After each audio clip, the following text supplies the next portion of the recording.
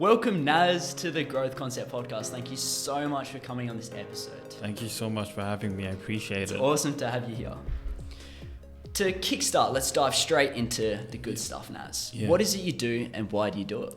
Well, pretty much to put it as simply as possible, I'm a personal trainer and I also help people develop their mindset when it comes to confidence and self-esteem. Awesome. That's wicked. So with your PT, is that just weights PT or is it so basically it's to help people change their lifestyle. So it's a mixture of weight training and it's a mixture of circuit training as well, on top of learning how to eat properly according to their body types. Yeah, awesome. And you go into goals and stuff as well. Yeah, we for every client they have certain goals that they need to achieve, and my goal is to help them first of all visualize that and then bring it into realization for themselves. That's amazing. Yeah. So why do you do what you do? Because I believe that everyone deserves a chance to change their life and have a better way of living. Yeah. And I also believe that taking care of your body is one of the best signs of self-respect, and everyone deserves to have that feeling. Yeah, that's a very valid point. How come you chose PT out of all the other fitness careers out there? Because I personally love working one-on-one with people, because that's the best way to develop a relationship, and also it also helps myself with my social skills and helps me develop and network with people that help me develop my goals too. Yeah, that's wicked. So essentially the reason why you do PT is to help people with their self-confidence and for them to achieve their fitness goals a lot sooner, as well as their diet and basing the training around their goals. Literally, that's yes. awesome. Yeah. Do you mind sharing us a time in your life, whether it was your early adulthood, teenagehood, where you found challenging and how you overcame this challenge? Yeah. So one of the most challenging times in my life was coming to Australia and just being able to navigate myself.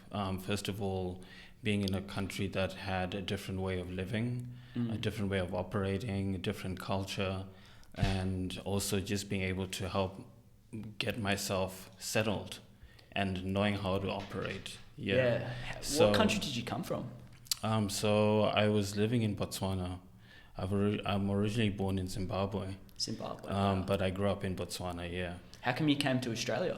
I moved here with my family because my mom got a good job and that helped us pretty much come to a better life. Yeah. Wow.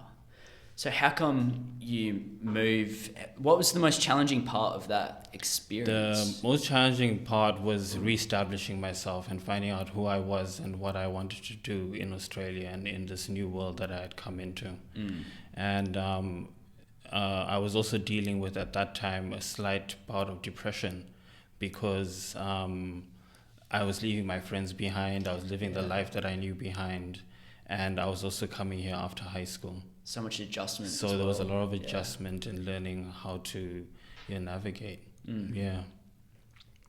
So with this whole experience, we're covering self-confidence. Yeah. How was your self-confidence during this time period? Was it lacking or was it thriving? It was lacking, definitely. Because my self-concept of myself and what I thought of myself was really low. I didn't think that I was worth much. I didn't feel like I was able to do the things that I wanted to do, and I felt like I knew less than people that lived here. Yeah, right. So it was all about being able to get myself to a point where I could encourage myself again and tell myself that I can do these things and I can achieve what I want to achieve. Yeah. Yeah, so that whole process of moving to a brand new country, leaving your friends and I imagine some family behind. Why do you think that affected your self-confidence? How was your self-confidence prior to that? Was it? It was good. It was. I would say it was. I was in a space where I was happy.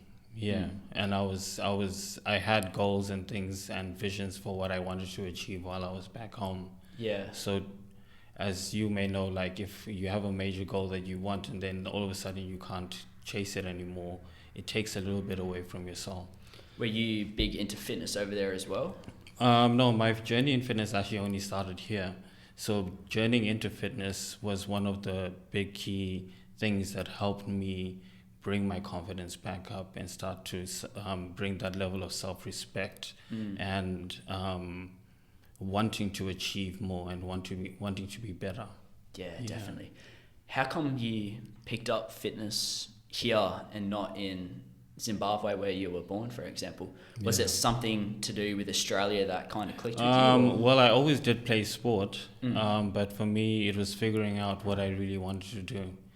And school smarts was never really for me, but when it came to like doing things like physically, that was always good for me. So I felt like that I love to also talk to people and connect with people. So I thought, why not connect those two things? Help people train and know how to work out in the gym, but then also learn how to connect with them and then also improve their mindsets at the same time. Yeah, for sure. That's a very good point.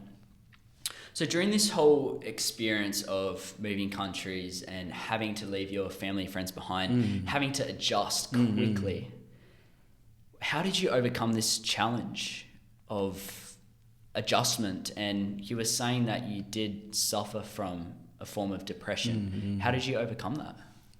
Well, basically I started looking into self-development because as we know that if we want to become better or learn things, we need to learn from people who have achieved these things. So for me, the most important thing was to get better and to think better so that I could achieve better. So one thing that I started to do was while listening to these self-development talks or reading these books was actually start to implement these little steps that I had learned and doing them every single day until I started to feel that, all right, these things that I'm doing are actually helping me. Yeah, that's awesome. Yeah. How come you turned to self-development? Was there a switch that went off, if that makes sense?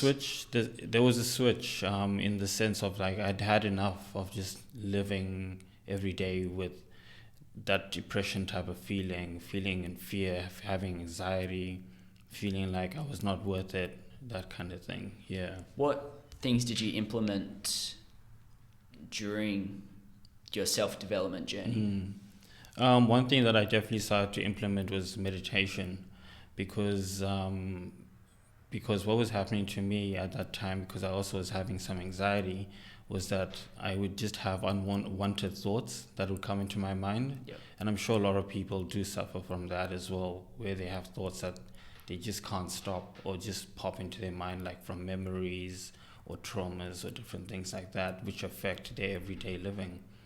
So I started to look into meditation so I could actually slow down my mind and actually become more conscious of what I was thinking about. So that was step number one. And then step number two was I knew that I needed to take better care of my health. So I got myself a gym membership. What gym was this? I started out at the Jets, actually. So awesome. before I started working at the Jets, I was a member at the Jets. Yeah. And then I would not go every single day. With meditation? With going to the gym. Yep. But I got the membership so that when I felt up to it, I would go until it started to become a more consistent thing. Yeah. So I want to talk more about your meditation journey because this is a big topic spoken about in self-development, and I feel it's somewhat looked down upon or not spoken about enough.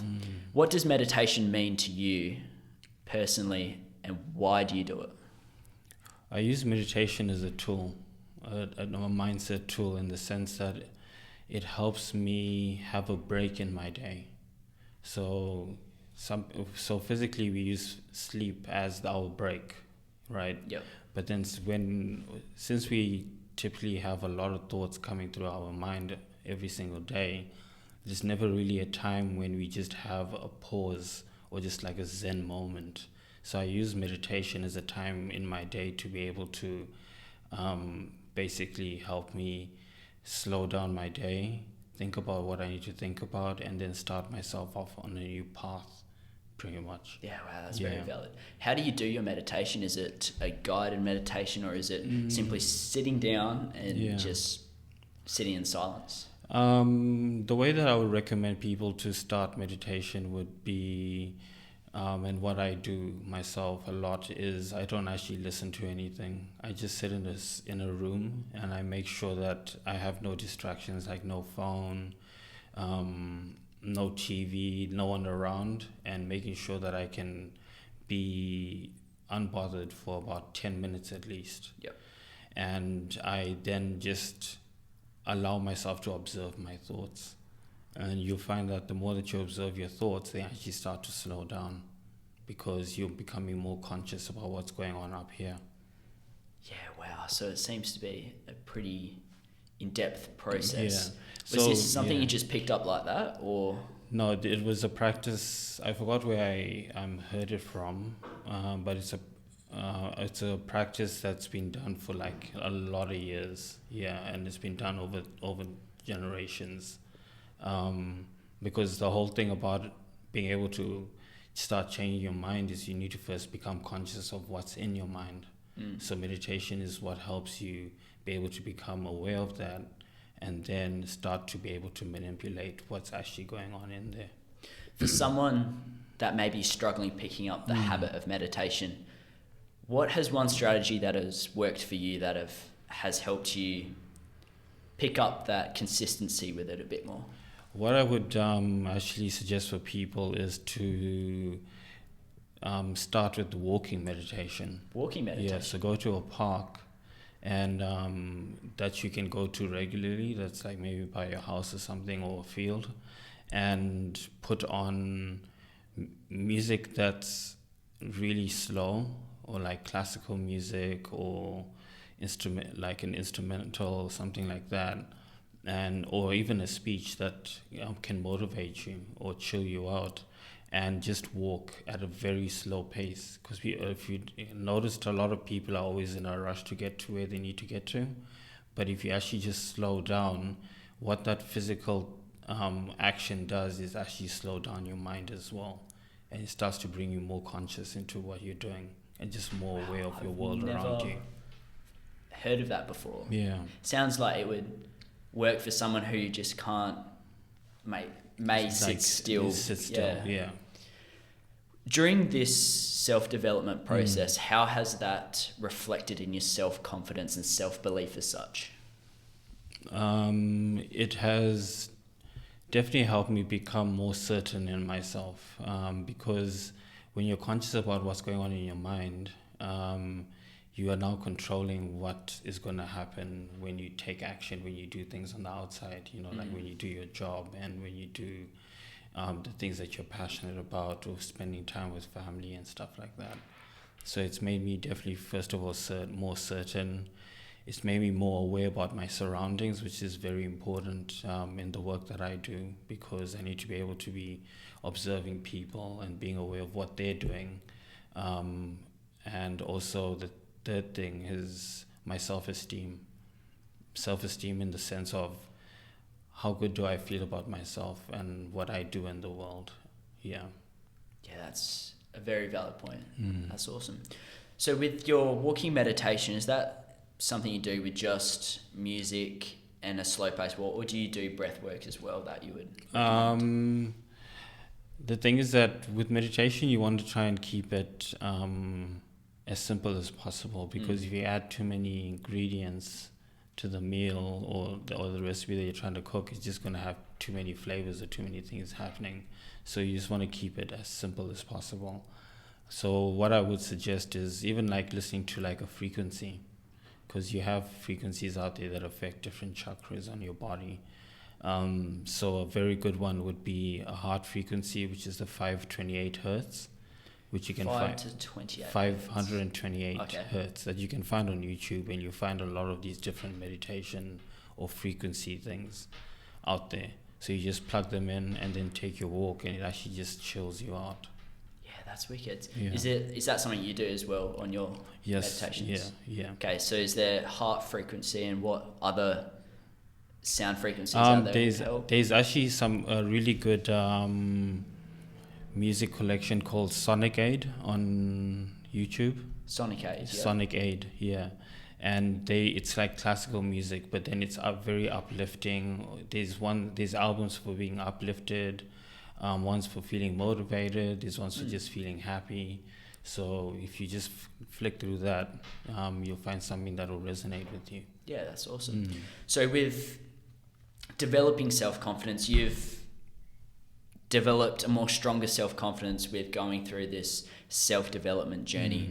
For someone that may be struggling with self-confidence, what other strategies would you recommend, whether it would be a physical activity or is it for you personally just that meditation for developing that self-confidence? Two things, definitely. Number one would just be your self-concept. And what I mean by self-concept is what you believe about yourself. That needs to be something that you definitely need to address. Because you need to have a healthy self-concept so that you can start to do the things that you need to do to become better. Because for things to change on the outside, you need to change what's happening on the inside. Yeah. So that would be definitely one thing. And then the second thing would be to take care of your physical health. And that would be getting up and doing some kind of physical activity. It doesn't have to be the gym. It can be just even as simple as starting out walking. It can be running, playing a sport that you enjoy, but you need to put yourself under resistance. Because the good thing about physical activity teaches you how to go against pain, and it builds resilience in you. So that would be the second thing that I would advise people to do. That first point you raised, the self-concept, was it? Yes. If someone has that negative belief about themselves and that's something they've told themselves over years, how would you recommend to help remove that self-belief issue or concern?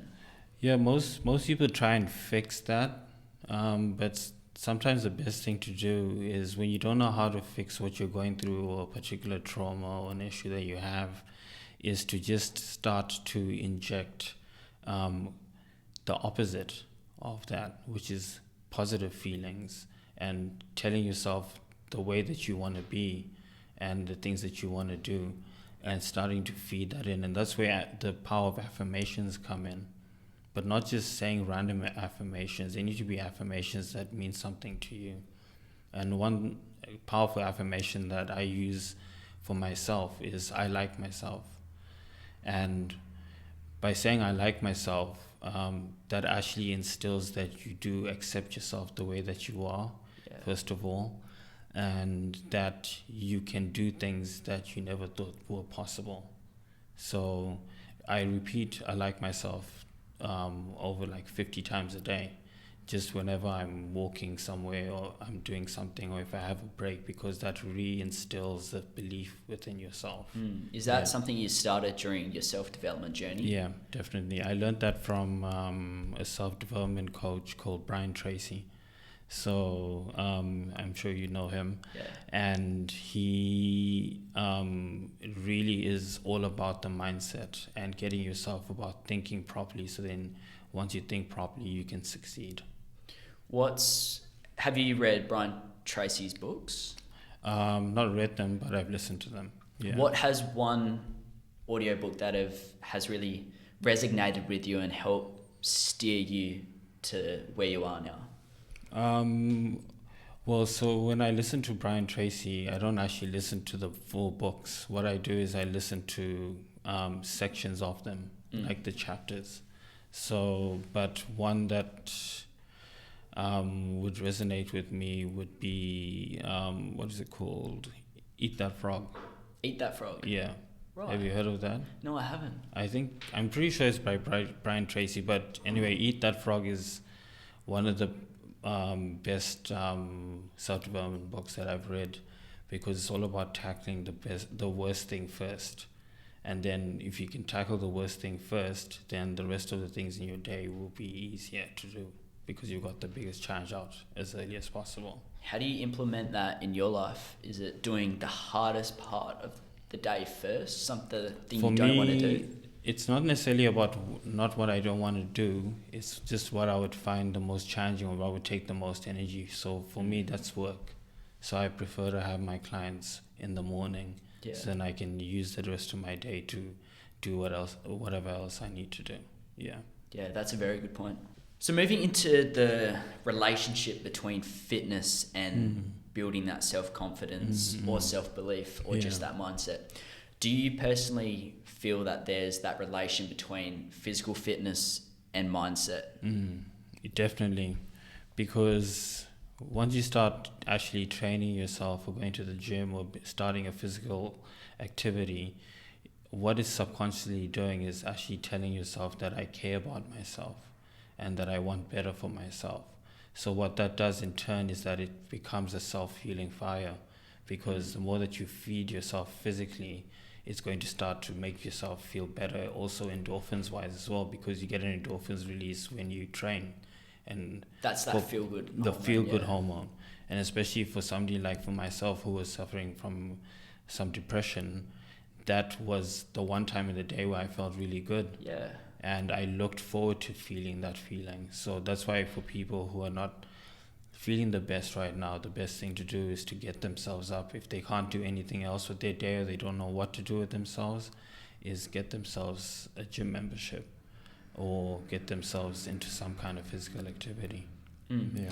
With the whole exercise thing, would you recommend a certain time of the day you do this?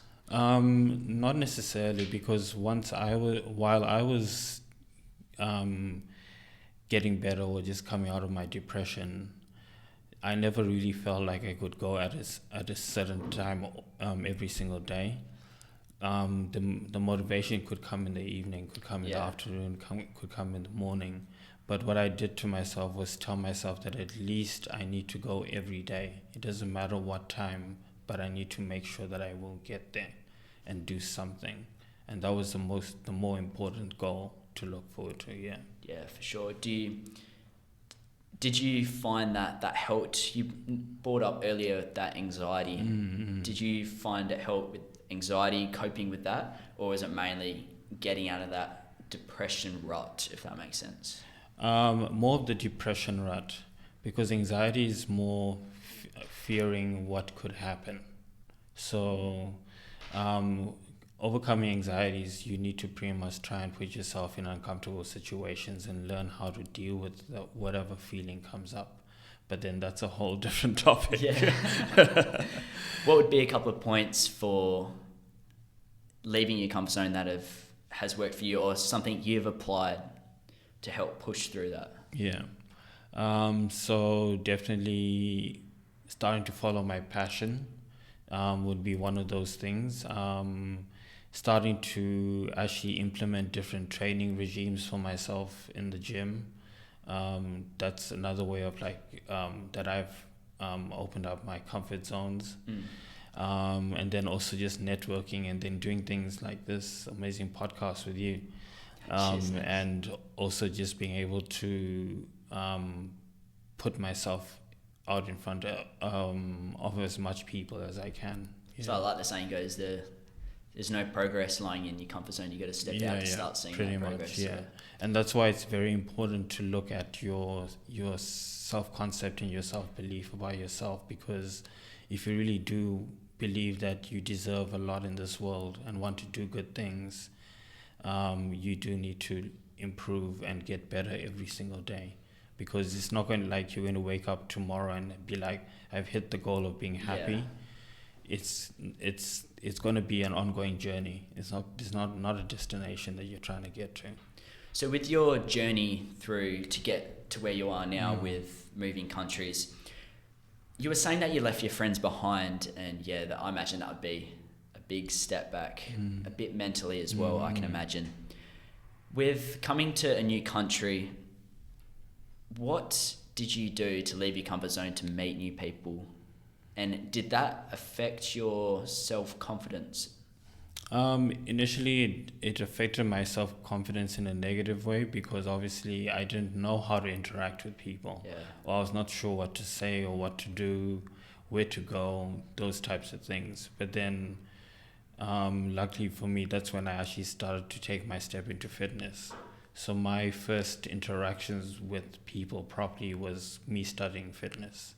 And then that's what actually got me into the zone of being able to communicate with people again and know that I had it in me to connect with people and do my job really well. Did you find a relation when all this started to happen with studying fitness with these groups of people, with being around people with similar end destinations or goals in life?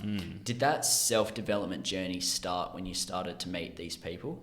Or was it before or after? It was before. Before? Yeah, because like as I mentioned, when I was in depression, I needed to first get myself out of that rut before I could actually now say that or believe that, all right, I'm going to actually apply myself and go and do a PT certification or start meeting new people.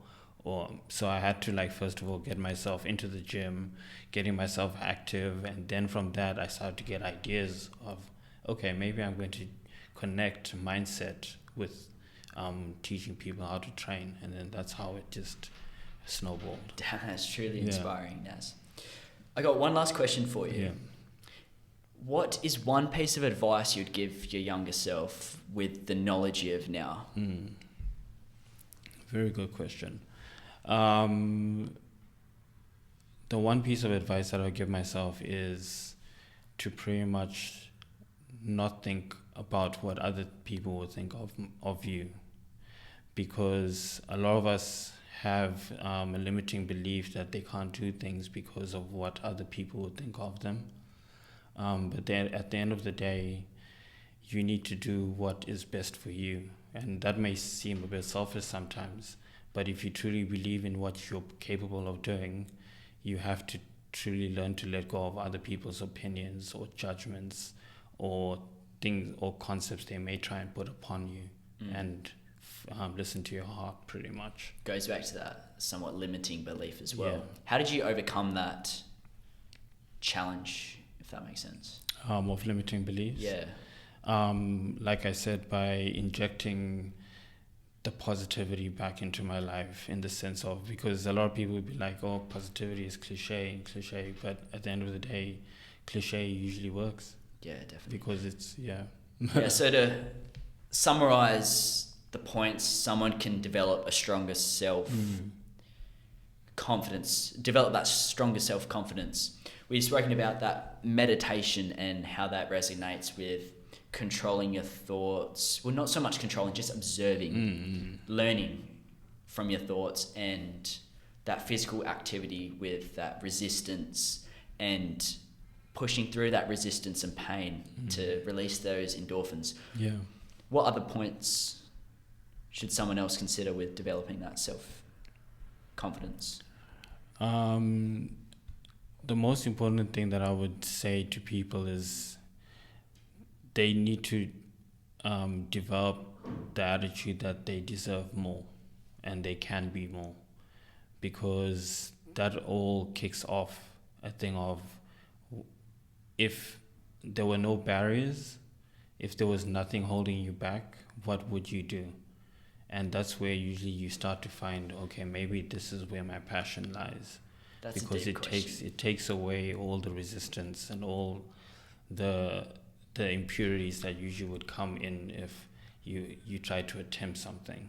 So what I would suggest for somebody to ask themselves is, what would I do if I didn't have any barriers or limiting beliefs or fears?